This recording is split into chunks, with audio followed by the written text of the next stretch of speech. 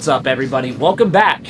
I know it's been quite a while since I have done a YouTube video, but it is time to finally get back into the discipline of uploading long-form videos. But anyways, I wanted to hop on here and talk about my experience at Podium 1 Racing. A lot of you guys know I've been working extremely closely. I'm partnered with Podium 1 Racing. But the coolest part about this last trip, it was me and my wife's anniversary this past time that we went up to Tennessee. And Steve, the team, and everybody, we had a track day that weekend on Sunday. It was one of the most incredibly amazing experiences that I've ever had in my entire life. Guys, good morning. We finally made it to the paddock. This is the paddock where we're going to be doing the intro class before we get onto these Polecats, which are right over there. I'll show you here shortly what those look like. But it is about 7:40. Here in the next few minutes, we're going to get into these cars. We're going to do a little bit of an intro type thing, and then it's going to be awesome. So welcome. Let's get to it. I've done some cool ride-alongs with Steve. I rode along with the Radical, which was an incredible experience. I've also gone on track in Daytona, not Daytona. This was in Sebring in a BMW M3 or M4 competition. The crazy thing, and I didn't even really talk about that, is when you have an actual driver, you have good tires, you have good brakes on a car, and you're in the car with a professional driver. I've driven M3s, I've driven GT3s before on the road, but there's nothing that comes close to when you're able to actually track a car. It's a completely different experience because then you're learning the limits, you're learning the braking points, how to hit apexes, and what brings all this together are the tools that you and I, sim racing guys, have utilized over the past few years, and then you get to apply it onto a track. So experiencing that ride along, leading up to the point to me officially driving on a track, I mean, I'm probably going $120, $130, if that, maybe, you know, on some of these straights up here in Tennessee. But it was just so surreal. Like PC, Polecat, this entire track experience was incredible. So the first few hours we get there, we're basically in a classroom environment learning about the dynamics of the car. This thing is a sequential dog box style shifter like the BDH, how you can put that in sequential mode. A little bit shorter, very, very tight. So if I were to replicate this on my BDH shifter, I would have to increase that firmness quite a bit because it is a lot to get it into gear and out of gear, engaging the clutch and whatnot with all of that. So like leading up to that, there was an instruction. You know, we had a classroom setting, so there was a lot of cool material that we learned throughout the day, and this guy that we had, it's incredible, such an incredible instructor. Shout out Polecat, you guys are just incredible over there. And of course Steve that brought everybody out there. But it was just so cool. Like I learned so much in that classroom setting in those first 2 hours than I ever did, like, because I've never really done any type of classroom setting. But outside of that, we finally get onto the track and we have the Miata out front. And this Miata, we're basically following the instructor, kind of getting our ins and outs with second and third gear, maybe fourth, right? And then downshifting around some of these corner over the apexes and then through the crest and finally opening it up. But basically what we would do is take turns. So we would have a line of, I think it was like maybe 10 of us, right? And I was like the third guy back. As soon as we do one lap, that first guy, he falls back to the back of the pack and the next guy goes up behind the Miata. And when I finally got up, I was like the third or fourth guy. I was trying. I mean, I was really pushing. So the guys behind me, they're like, I mean, they're keeping up with me, but we're really pushing. So the Miata is only going to go as fast as basically you want to push the car. And it was just so cool. So everybody cycles through, everybody gets their lap. And they're like, all right, next thing we're going to do, we're basically going to ramp this thing up.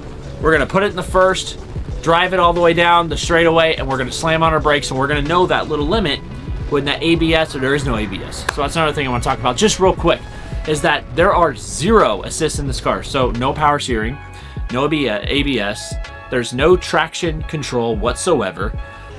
It is you versus the car. The car is only going to react to what you input into it.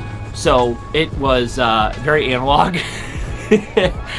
It's a very, very analog car. Like there is absolutely nothing about it that is going to help you whatsoever. And So what you put into it is exactly how it performs. And that's the cool thing about these cars is like it's very similar to the Miatas because they're very weight oriented. So as fast as you're able to carry these cars around turns and corners, and how, I guess, how do I put this? How you can articulate the car through these corners, and how well you're able to hit your apexes and your braking points and everything like that is going to essentially tell you how fast you can push this car ins and outs of turns and everything like that. We finally got to the point to where we speed up, go to about 100 miles an hour, slam on the brakes. If you lock up, okay, cool. See some smoke, you smell the brakes, cool. That makes you feel like, holy crap. And I was able to do that a couple of times even after we got out onto ourselves and did our own thing, right? So like, I was able to get up to a certain speed, lock up the brakes, and I'm like, holy crap, that was actually really intense. Okay, now I know the braking limit. If I go past this limit, I'm gonna lock up. If I can get up or to that limit, I know that I can push the car up to this certain RPM, this speed, get close to locking up, maybe even chirp the tires a couple of times, and then get into my apex and pull out, right, and then nail the next straightaway before I have to do it again. So that was amazing because they're like, without you knowing that limit, you're not going to know exactly how hard you can push this car. Same thing coming out of turns, same thing going into corners, same thing hitting a double apex. So you come out like a diamond, then you cut way back in. Like, there's so many cool things that I learned driving that track for hours and hours and hours. But it was amazing. I'll show some of the driving footage that I went through. Now, Steve will tell you the same thing. There's absolutely nothing that I could do or say to articulate or show how fast we're actually going. I was just actually watching Steve's story this past weekend. You know, they're going fast in a Miata at Nashville International Raceway. And he's like, dude, this camera does no justice to like how fast we're actually going. So it's really hard to capture that speed, because when you're going 120 up to 180, maybe even 200 miles an hour on camera, it looks like you're going like 50 or 60 miles an hour.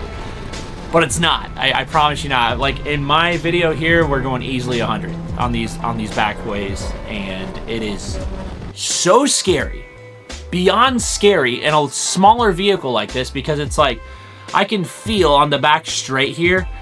I could feel if I make even the most sudden movement, my car I could end up with a wall. So there was a lot of risk involved. And the other thing I wanted to talk about that, and we're going to talk a little bit about how this feels in relation to the actual sim versus real life. And I kind of predicted this. I kind of did predict this previously, and I knew that this was going to be a factor, right? The articulation, the muscle memory that you gain from a sim racing tool, it's all there. The visuals are there. The feeling is 80% there, 70, 80% there. It is essentially what I am able to articulate, especially with Podium 1's racing simulators there. Like, for example, the P1 DDX. There's a few cubic systems that are there as well that help you understand the initial G-forces that are going on within the car. There are a ton of similarities that you're actually able to feel within the sim racing car. Another thing, and I even talked about this with CJ, was like all of these effects, like base shakers, the articulation with my wheelbase, when I'm holding the wheel, do I really feel all of this crazy jolting, this slew rate that's gonna knock the wheel out of my hand out of certain corners? Not as crazy as you would think. And believe it or not, when I got back home, I actually dialed back a lot of these settings, 20, 30, 40% from what I was feeling in the car, because I was taking mental notes. All right, what am I actually feeling? What is this car actually trying to communicate with me? So when I went in the Sim Hub, I actually ended up dialing back a lot of these settings because I felt like it was a little bit too over-exaggerated. So when you see these wheelbases like the Acetec Invicta 27 Newton meter, I'm only running this base now. I was just playing iRacing last night in the 961, the Porsche, the hypercar, whatever it is. I had to dial back the settings a lot. I previously was driving on like 20 to 30% of this wheelbase, right? Which is like 10 or 12 Newton meters. or maybe like 15 to 18 I would normally run on. I'm pretty comfortable around 12 to 15 now. Like, honestly, like there is absolutely, and this is my opinion, especially gaining this experience now from an actual, not a GT3 car, but you know, an F4 style formula, like mini formula car. There is a lot of things that I can dial back. And the crazy thing that I can also come to a conclusion of, this car is analog, right? There's no power steering. So it would be even more profound if I had to force the wheel around the corner. When you're carrying speed and momentum throughout a corner, even with no freaking power steering, it doesn't take much to turn it. I mean, I'm using very minimal type of force. So I learned a lot. I was able to dial in both of these setups that I have here, excuse me. Back at home, I turned down a lot of these settings because I'm like, yo, this is absolutely crazy what I have these turned up to. But again, what I'm going to close with is this.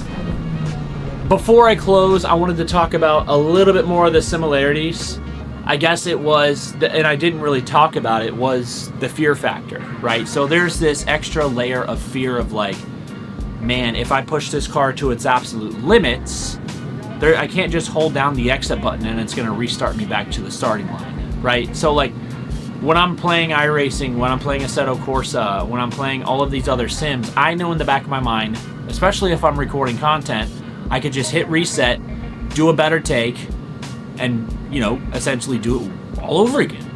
Hit the reset button. There is no reset button on these tracks. I don't think I told you this. You probably saw it on my Instagram story, but I actually did go through 2 vehicles. One, the clutch completely, it went out. I don't know exactly what, but in the center of the car, it sprung a leak and something must have happened in the clutch and it was fluid all over the place. So clutch completely dissipated on the first one. The second one, my heat temperature, I might have been running it a little bit too warm around some of the corners. I was dropping it in the second. Maybe it was just running too hot, and I think that I will take responsibility. Yes, I was probably running it way too hard, but the temperature spiked from like 170 to 230, and then it got up to maxed out over 250, and yeah, that car essentially overheated. Get back to the pits. I look back, and I'm like, all this smoke is like, oh shit, that's crazy. Like, what the hell happened? So I did take out 2 cars at the Polecat, but it was, dude, like, I'm at a loss for words. I cannot thank Podium 1 Steve enough for all of this to be happening.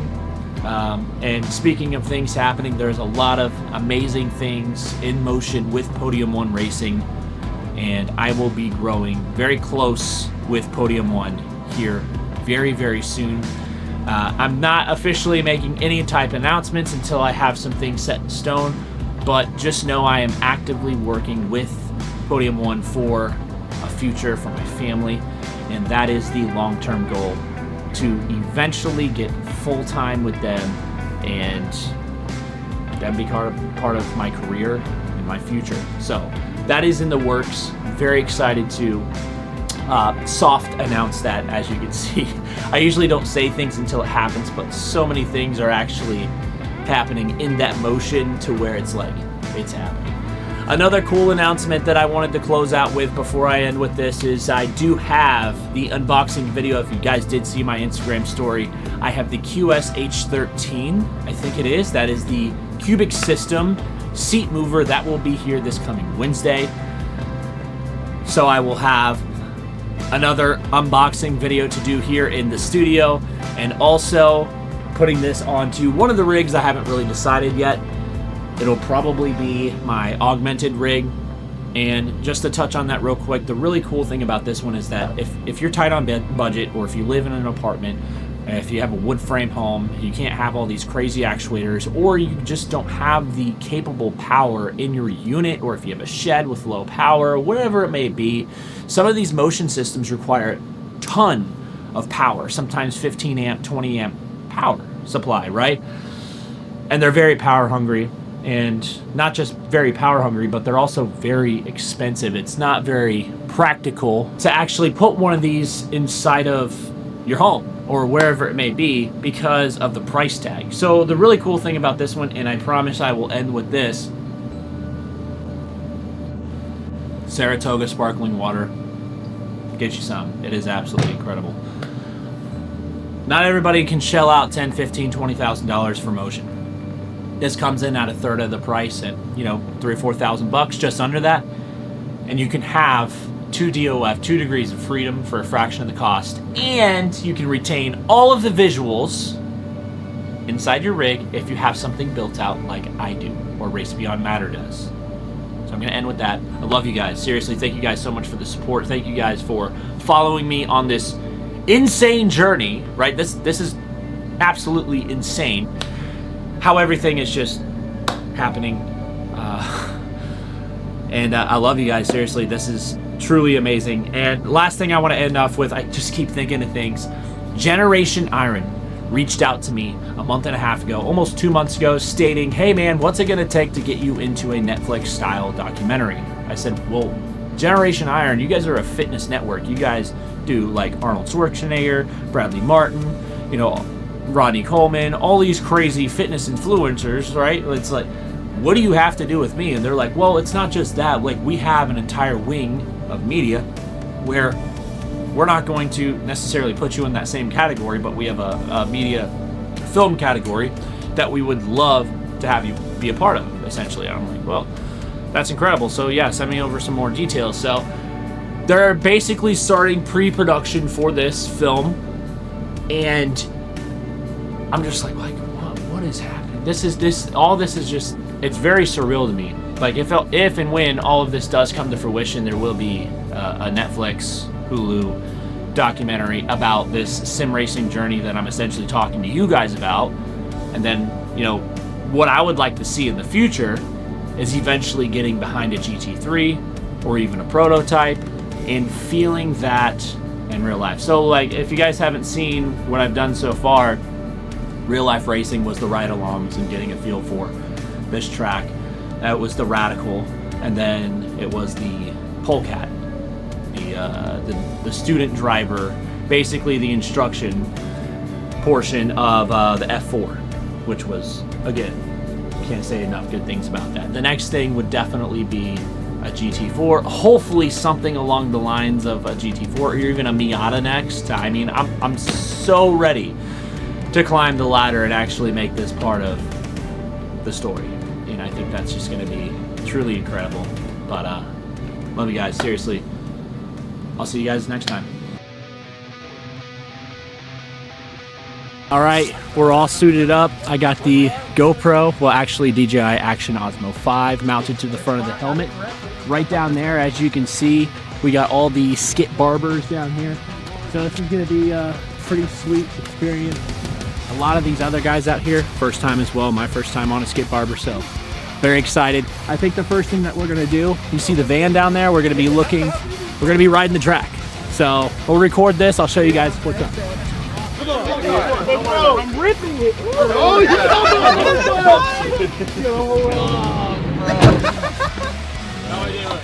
good. Hey, that's aerodynamics right there, baby. They said there's this everyone's first time in here? Yes, sir. Yeah. All right, have y'all been to track before? Yeah. Racing? Yep. We have a blend line right here. Good practice, just inspect it. So this yellow right here. We got Mason in the back. We got an anchor tomorrow. I don't know if you're gonna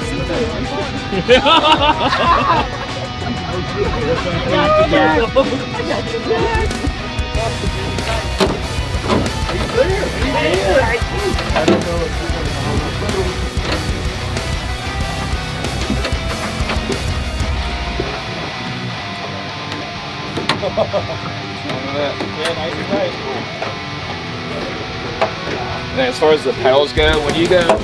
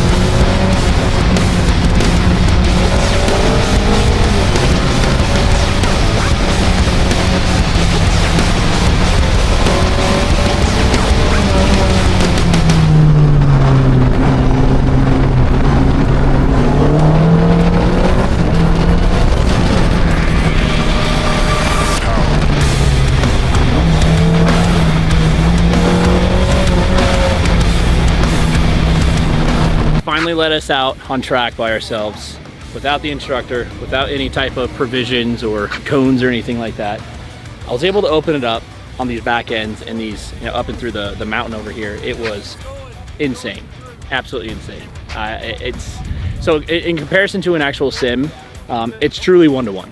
Like, if you play iRacing, if you're familiar with like actually warming up the tires and actually getting a feel for the car after a couple of laps, it's spot on. If you push too early and you're coming out of a corner, if you downshift too early, your back end kicks out, it's spot on. You feel all of that. The only thing it can't simulate obviously is the G-forces, but spot on. This track as well is on Assetto Corsa. It is a mod, so you can download and try it with the Skip Barbers, but as you can see, I'm freaking ecstatic and I had a freaking blast. We're gonna be out here for a few more hours. I got the FPV footage right here and can't wait to show you guys some more of this. On camera, it does look, it doesn't do justice on a camera. I'm ripping, probably. All right, Mason, so first time out here in the Skip Barbers.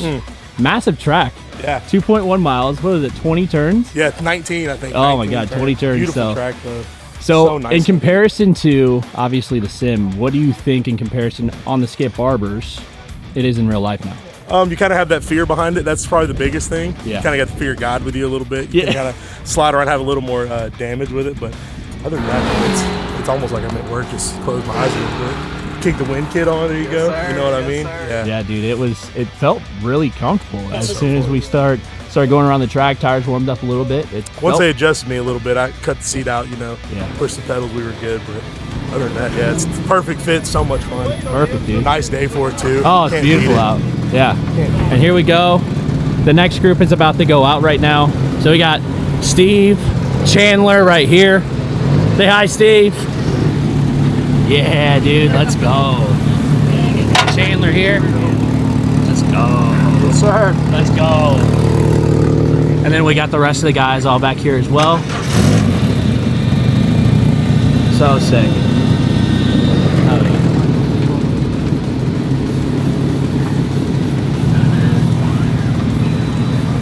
And so there you have it. So once we get out to the next group out here, this is gonna be super sick as we go throughout the day here. It's gonna be, you know, we're not gonna have the lead car anymore. Before we had the Mazda, and now we are going to pretty much, this is the advanced group. I think they're pretty much gonna open them up. So this is gonna be sick. Super excited for this. So next time that we go out here, we will be without a lead car. I think we're gonna do the brake test first. So we're gonna slam on the brakes over at turn 1, turn 2 area, just to basically get the threshold of how hard we can brake without locking up, and then we'll move on.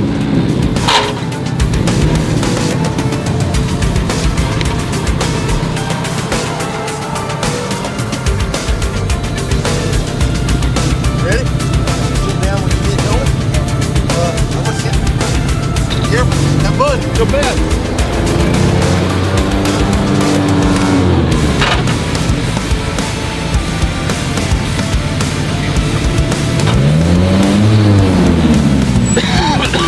All right, shield down.